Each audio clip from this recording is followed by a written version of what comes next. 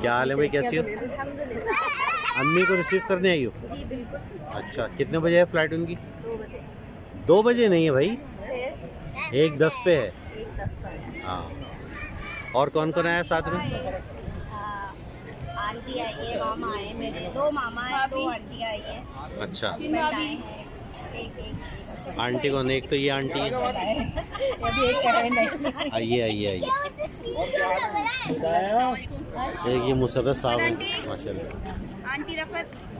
एक ये बच्ची है। अस्सलाम वालेकुम। एक ये है, ये जमील भाई का बेटा है। ये जमील भाई का बेटा है और ये जमील भाई की। आप लोग आए नहीं, हम आपके दरवाजे से होके गए, कई दफा कह चुके हैं। ये मुसर्रत भाई की बेगम है। वलीमे पे नहीं आ सके थे, तबीयत सही नहीं थी, लेकिन बाद में जी जी आएंगे इंशाल्लाह। आपके दरवाजे से होके गए। बुढ़े दादाजी बनने वाले माशाल्लाह माशाल्लाह, बहुत मुबारक हो। तुम्हारे देखो वो है।